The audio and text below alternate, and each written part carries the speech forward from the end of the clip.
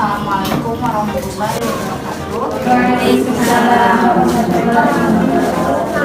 Sebelumnya saya mohon maaf ya ibu-ibu udah kalau bisa meluangkan waktunya ke sini untuk mengganggu, mungkin ada aktivitas yang lain. Terus juga saya terima kasih ibu sudah mau meluangkan waktunya ke sini. Sebelumnya di sini saya mau memperkenalkan diri ya. Ini nama saya itu Nafisa Ada. Saya biasa dipanggil Aca sama teman-teman ini. Sama jurusannya dari coaching Silang semester 5. Nah, di sini materi yang terakhir mungkin tentang golden age. Nah, ibu-ibu di sini ada yang tahu nggak golden age itu apa? Belum tahu ya bu? Nah iya, soalnya dari bahasa asing juga ya bu. Nah kalau golden age, golden kan berbahasa Inggris ya, artinya emas. Age itu usia, jadi bisa diartikan usia keemasan. Usia keemasan untuk anak-anak dari baru lahir sampai umur 6 tahun. Nah di sini ada yang mengatakan golden age ini dari anak baru lahir sampai usia 4 tahun. Setelah itu dari 4 sampai 8 tahun itu mulai penurunan lagi perkembangan otaknya. Nah setelah itu dari umur 8 tahun sampai umur 18 tahun atau pas anak-anak menginjak usia remaja itu kembali berkembang besar lagi otak sel otak si anak ini. Nah kemudian di sini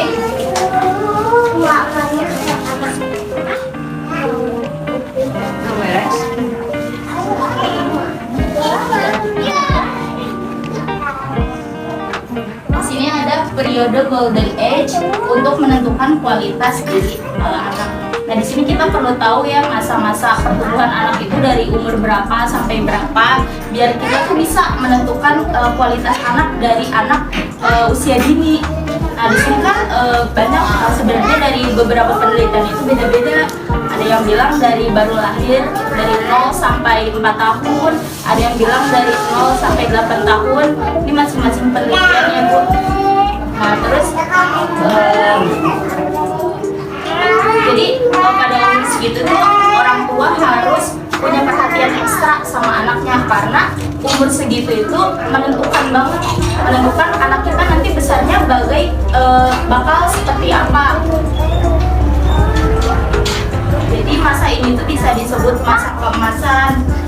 Kemudian penentu juga bagi kehidupan dia di waktu dewasa nanti. Jadi ibu nggak boleh membiarkan masa-masa itu lepas begitu saja. Jadi harus perhatian ekstranya itu pada saat itu kepada anak-anak itu.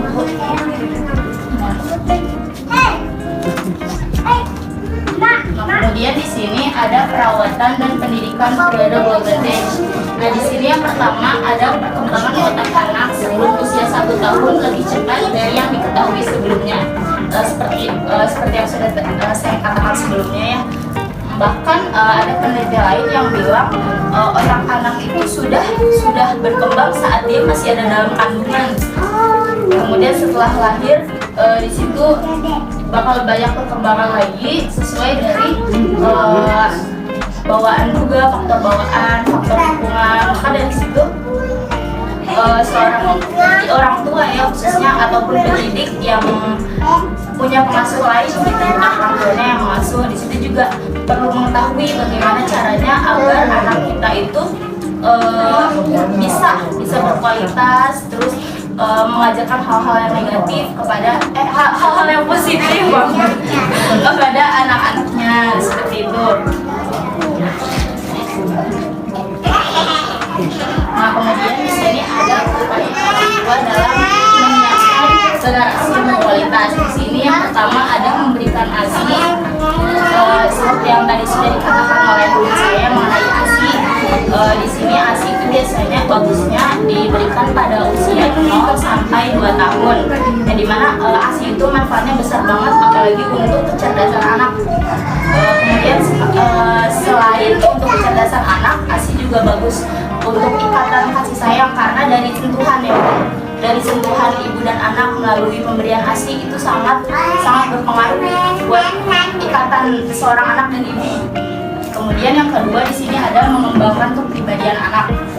Nah di sini pada umur-umur 0 sampai 6 tahun, 0 sampai 4 tahun, di situ anak gampang banget menerima stimulus-stimulus apapun yang didengar dan apapun yang dia lihat. Nah, jadi dari situ kita harus ekstra hati-hati. Kita harus bisa memperlihatkan hal yang baik-baik kepada anak kita, karena semuanya itu direkam.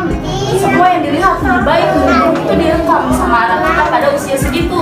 Nah, maka kita harus ekstra hati-hati kan ya.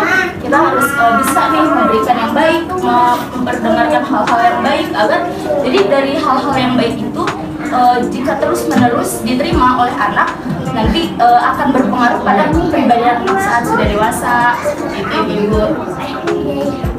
Kemudian di sini ada anak-anak itu menganggap bermain sebagai bekerja. Nah, di sini maksudnya gimana ya?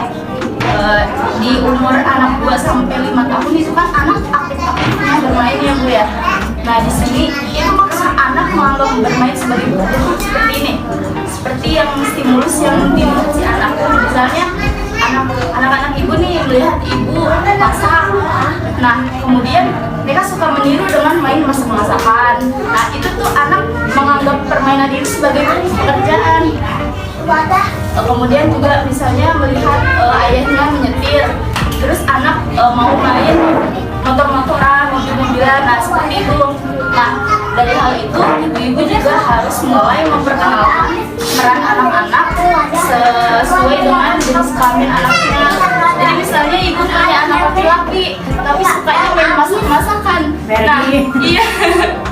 Itu harus mulai diperbaiki, jangan sampai berlanjut gitu Bu, karena itu nanti akan berdampaknya bahaya ke depannya seperti itu. Kemudian kondisi dan pengasuhan anak. Nah, di sini pengasuhan sangat berpengaruh pada kepribadian anak. Misalnya gini ya Bu, jangan sampai anak tuh merasa terancam saat berada di dekat ibunya.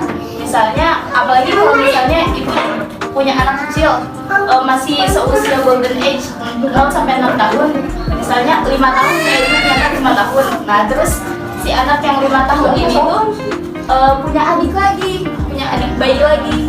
Nah, di situ jangan sampai ibu memperlihatkan kasih sayangnya berbeda gitu kepada anak. Nah, jangan sampai seperti itu ya Bu, karena di situ anak akan merasa tidak aman berada di sisi ibunya, terus juga merasa tidak adil, tidak setara gitu. Ya, jangan sampai seperti itu ya Bu. Kemudian di sini interaksi antara ibu dan anak. Nah, iya. Jadi biar anak itu merasa dekat dengan ibunya, jangan sampai pas sudah dewasa anak kita malah tidak dekat gitu dengan kita. Jadi di sini tuh interaksi, komunikasi. Anak sering diajak ngobrol seperti itu.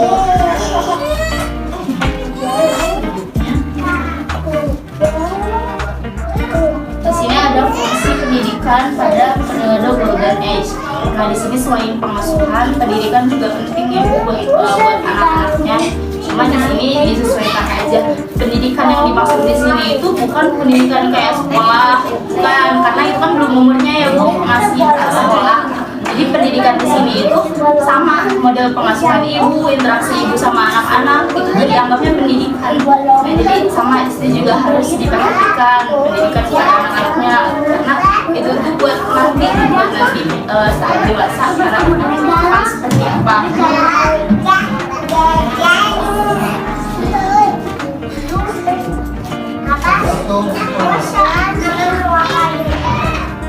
Mungkin ini yang terakhir ya Bu, ada tips untuk mengembangkan otak anak.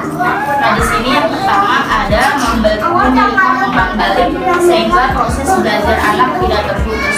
Jadi misalnya dari kecil ibu itu sudah mulai mengajarkan anak-anak cara membaca seperti itu, harus dikasih tahu nanti kamu kalau membaca bisa dapat juara, bisa ranking kayak gitu. Intinya diberikan umpan balik agar si anak itu gak merasa ngapain sih belajar. Nah, terus kedua di sini ada lakukan pembiasaan terhadap pola hidup baik dengan cara pengelolaan. Nah, di sini seperti yang tadi ya Bu, ibu-ibu boleh mengajarkan hal-hal yang baik kepada anaknya. anaknya secara terus-menerus, biar hal-hal baik itu melekat pada diri anak sehingga bisa menjadi kepribadian yang baik untuk anaknya saat dewasa nanti. Nah, kemudian di sini memberikan perhatian yang ekstra.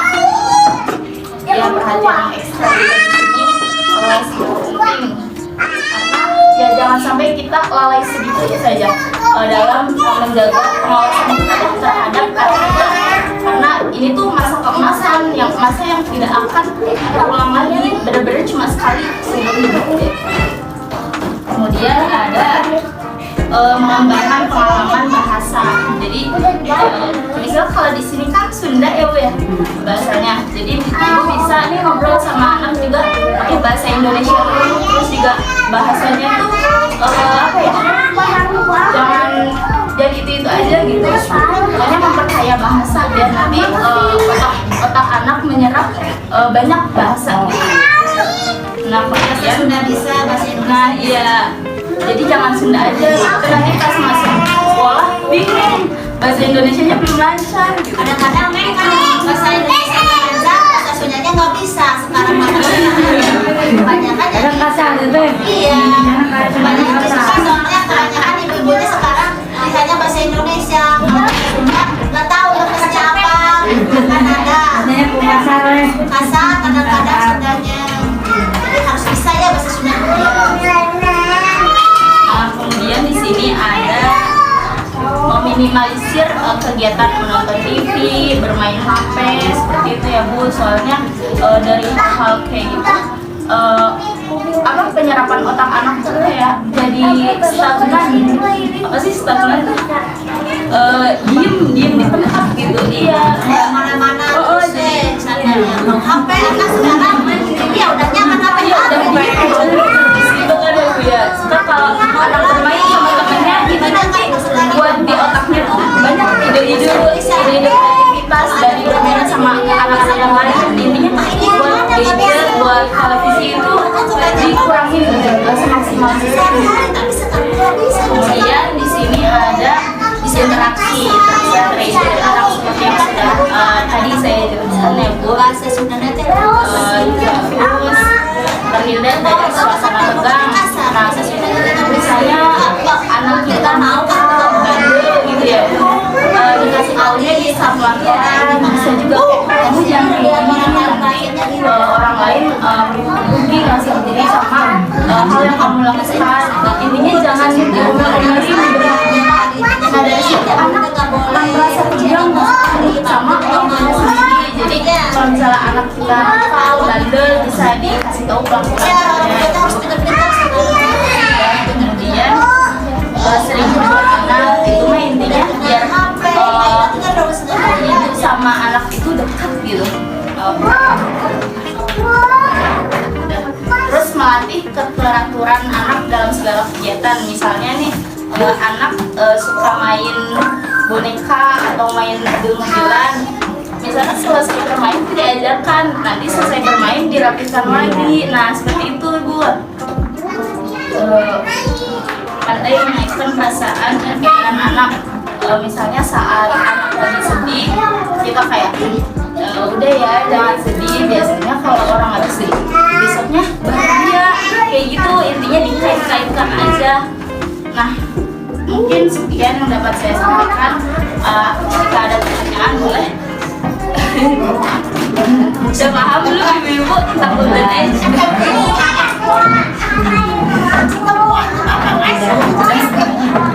Ya mungkin saya kira sudah paham ya ibu-ibu. Terima kasih, mohon maaf juga. Mungkin sekian dari saya. Mohon maaf. Wassalamualaikum warahmatullahi wabarakatuh.